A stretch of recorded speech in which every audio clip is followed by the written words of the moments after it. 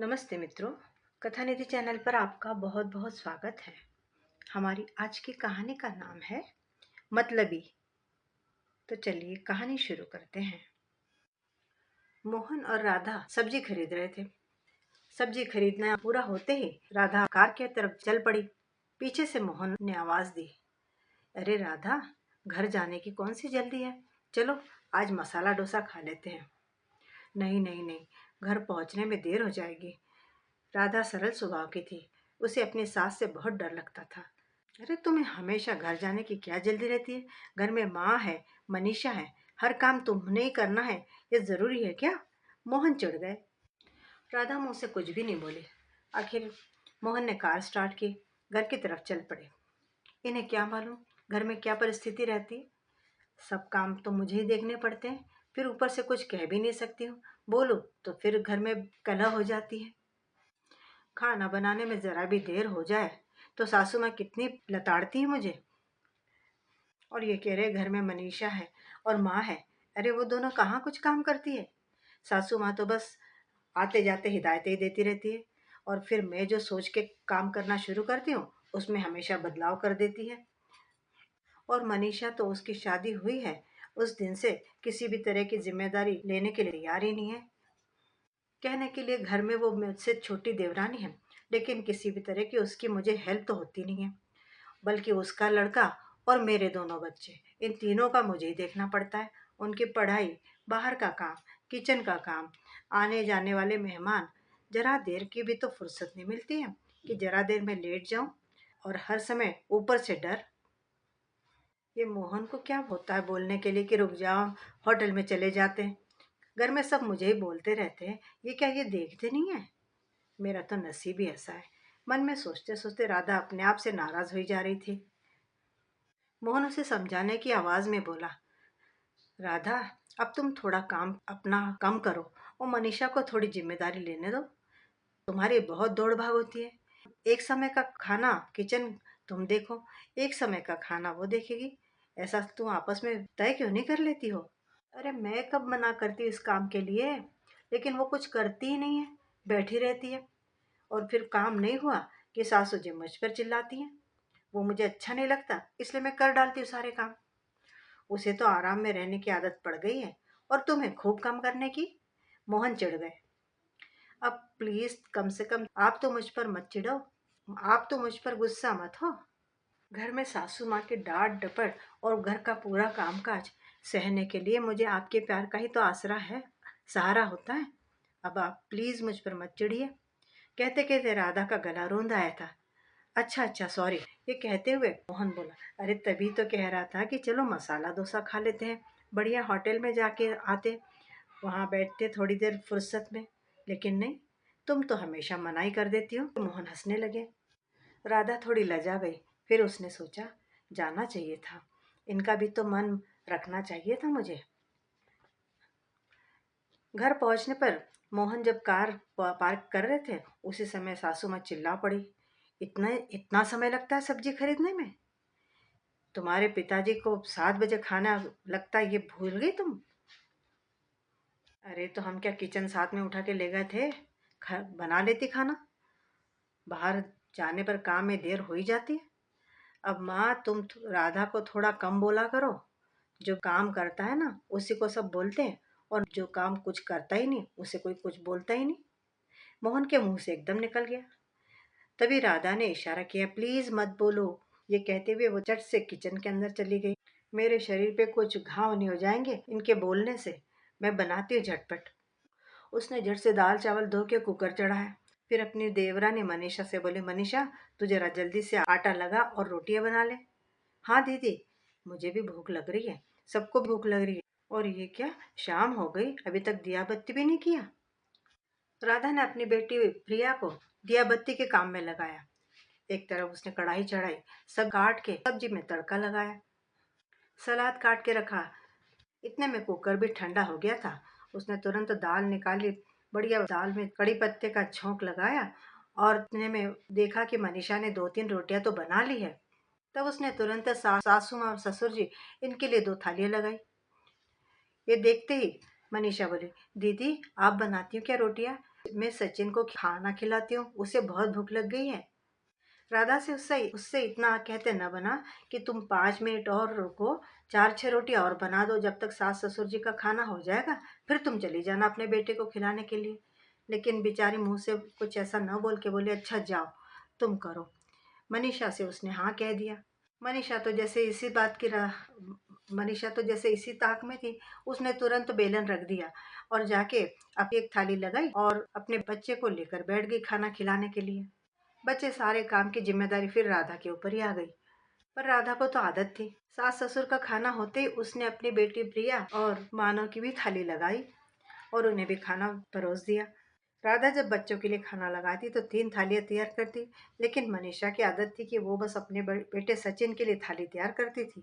आज तक अभी तक कभी भी, अब उसकी शादी को 5 साल होने आ गए थे, लेकिन मनीषा ने एक बार भी इन दो बच्चों को, प्रिया और मानव को, कभी भी प्यार से अपने पास बिठाया नहीं था। मोहन और राधा की शादी को 10 साल हो गए और देवर रवि और मनीषा, इनकी शादी को 5 साल हो गए। लेकिन वे दोनों अपने आप को बिल्कुल छोटा ही समझते थे, किसी भी तरह की जिम्मेदारी का काम लेने के लिए तैयार नहीं होते थे। मोहन शुरू से ही पढ़ाई में होशियार थे, इसलिए उन्हें अच्छी नौकरी मिल गई, अच्छा वेतन आता था उनका। राधा भी बड़ी समझदार थी।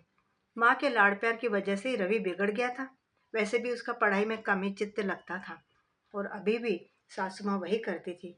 मनीषा वैसे तो काम चोर थी ही सही, सासू माँ भी उसे कुछ बोलती नहीं थी। रवि का वेतन बहुत ही कम था, इसलिए वो घर में 5 रुपए तक खर्चा नहीं करता था, बल्कि सारी अपनी कमाई सेविंग कर लेता था। घर में जो भी खर्चे रहते थे उसे मोहन और राधा मिलकर निपटाते थे। मनीषा और रवि दोनों जैसे कि होटल में रहते इस तरह से रहा करते थे।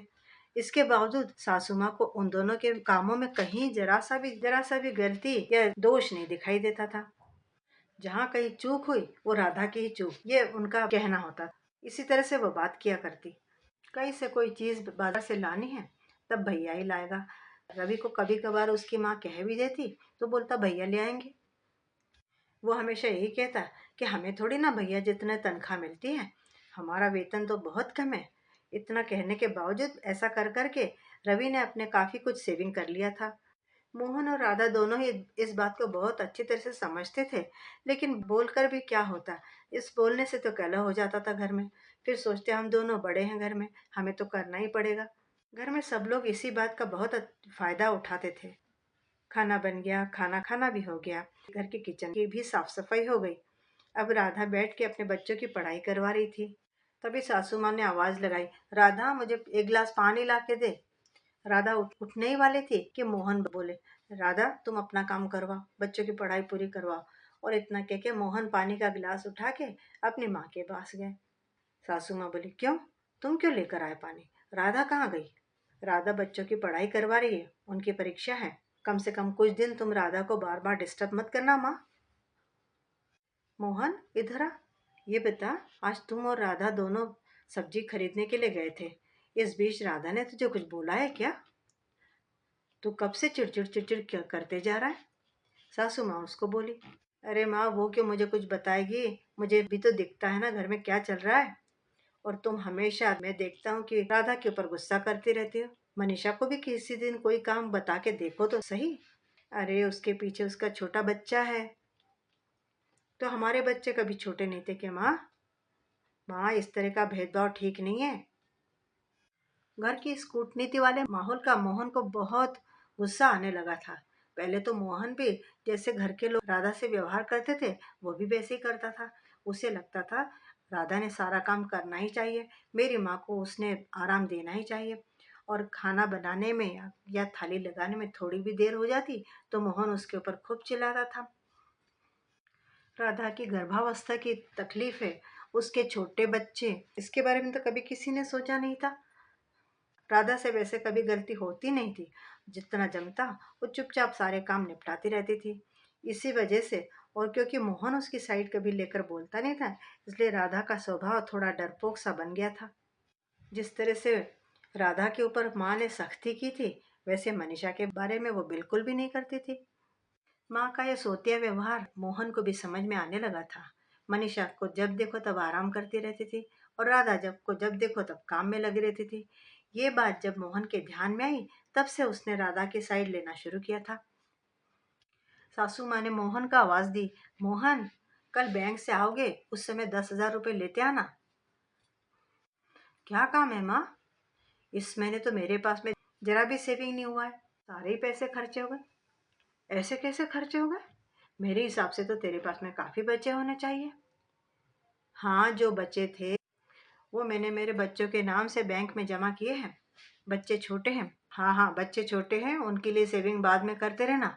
अभी तू कल मेरे लिए 10,000 रुपये लेकर आना, मुझे जरूरत है उन पैसों की। सासू माँ ने गुस्से में बोला। मैंने मांगे और ये दे नहीं रहा है, ये सोचकर ही सासू माँ का ईगो हर्ट हो गया। सासू माँ का अहंकार उठ खड़ा हुआ, फुफकारने लगा। माँ, इस बार रवि को बोलो, वो लेकर आएगा। और सुनो, अब से मैं मेरे बच्चों के लिए पैसे जमा करूंगा बैंक में। रवि भी रहता है इस घर में, उससे भी बोलो कि थोड़ा पैसा दिया करे। अरे वाह मोहन, राधा ने तुझे खूब अच्छी पट्टी पढ़ाई है। फिर राधा? अरे माँ, तुम्हें राधा के सिवा कोई दिखता ही नहीं क्या डांटने के लिए? राधा को इस बारे में कुछ भी नहीं मालूम है। और अब थोड़ा हमें हमारी गृहस्थी को भी देखने दो। 2-3 दिन सासू माँ खूब चिढ़ी हुई थी। उन्होंने अपना सारा गुस्सा राधा पर निकाला। उठते बैठते वो उसे ताने मार रही थी। आजकल मोहन सुनता नहीं, इसलिए उन्होंने अब रवि को पैसे मांग के देखे। लेकिन रवि ने तो हमेशा की तरह जवाब दे दिया, मेरे पास तो है ही नहीं, मैं दूंगा क्या पैसे माँ? हालांकि माँ को पैसे का विशेष कोई काम नहीं था, बल्कि उनके एक रिश्तेदार ने कुछ उनसे पैसे मांगे थे। उसे देने के लिए ये अपने घर के लोगों को तकलीफ दे रही थी, परेशान कर रही थी। बच्चों की परीक्षा के बाद में राधा अपने मायके जाने वाली थी। हर साल क्या काम रहता है तेरा मायके में, और वापस कब आने वाली है? सासू माँ ने गुस्से में पूछा। 8 दिन में आ जाऊंगी, जल्दी आना, यहाँ काम रुक जाते सब। माँ, तुम हो, मनीषा है, जाके आने दो उसे थोड़े दिन। मोहन ने बोला। मनीषा का तो काम चालू ही रहता है, उसका छोटा बच्चा है, उसे जरा भी फुर्सत रहती है क्या? सासू माँ ने फिर से मनीषा की साइड ली। माँ, पहले के जमाने में कहानियों में ऐसा रहता था कि एक बहू लाड़की और दूसरी सौतेली। अपने घर में भी वैसा ही है। मनीषा बड़ी लकी है। मोहन और सासू माँ के बीच का संवाद मनीषा और रवि सुन रहे थे और दोनों हंस रहे थे। मोहन ने गुस्से में राधा से बोला, इनका कितना भी करो कम ही है, इसलिए मैं तुझे बोलता हूँ आजकल कि अब इनका इतना कुछ करने की जरूरत नहीं है। अगर मैंने नहीं किया तो काम होने ही वाले नहीं है, राधा ने कहा और अपने जाने की तैयारी करने लगी। राधा बच्चों को लेकर मायके चली गई।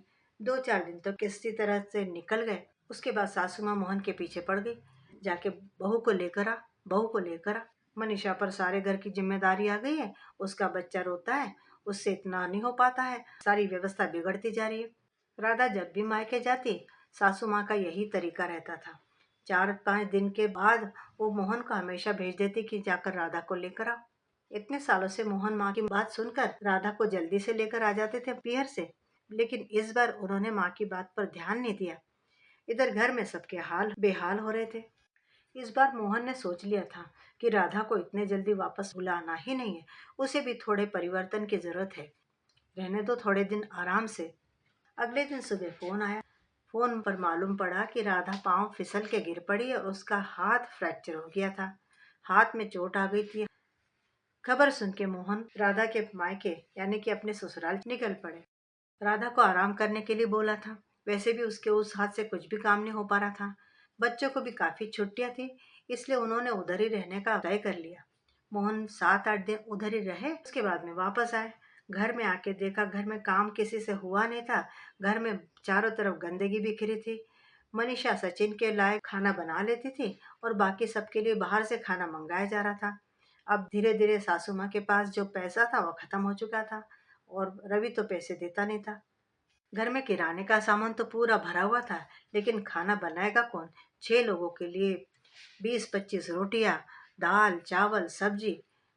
मनीषा ने तो हाथ उठा दिए थे, मुझसे नहीं होता इतना सारा काम।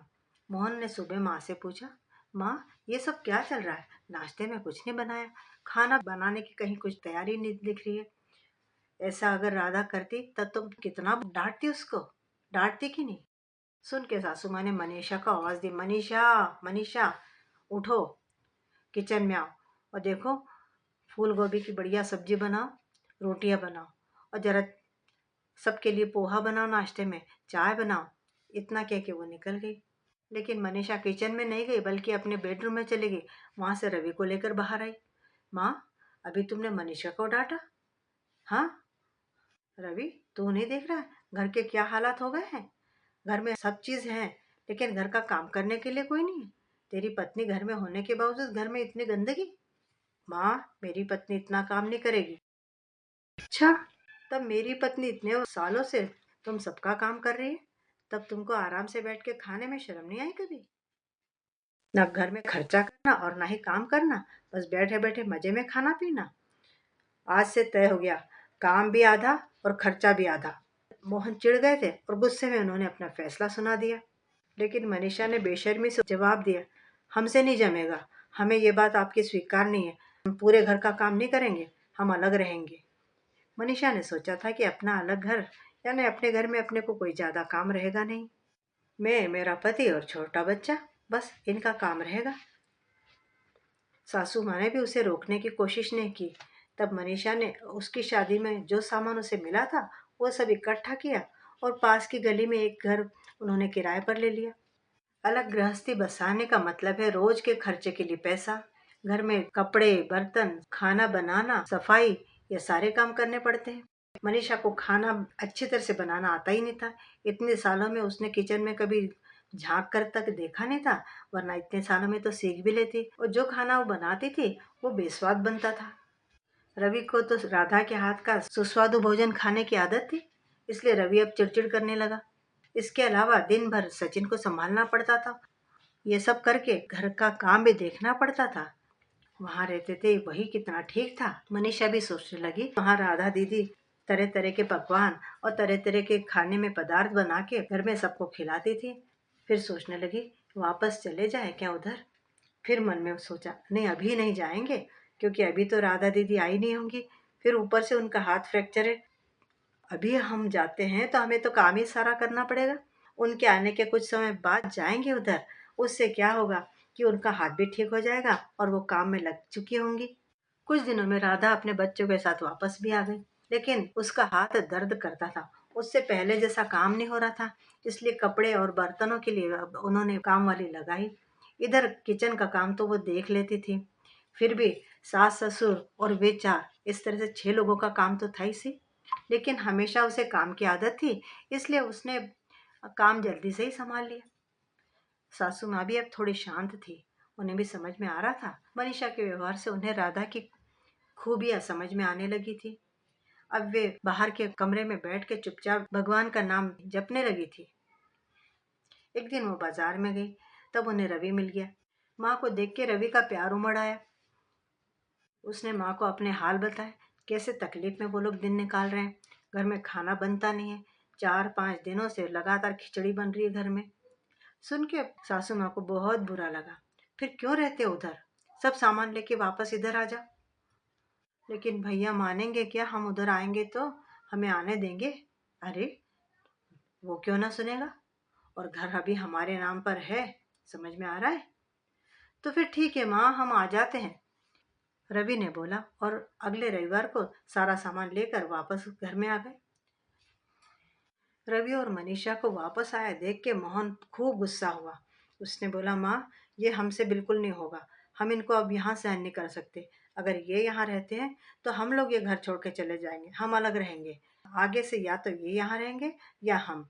तुम तय कर लो माँ, तुम ही बता दो, जैसा तुम बोलोगी वैसा करेंगे। सासू माँ को तो इतना मालूम था कि राधा जो काम करती है, जैसा काम करती है, जितना करती है, मनीषा तो सपने में भी वैसा नहीं कर सकती है।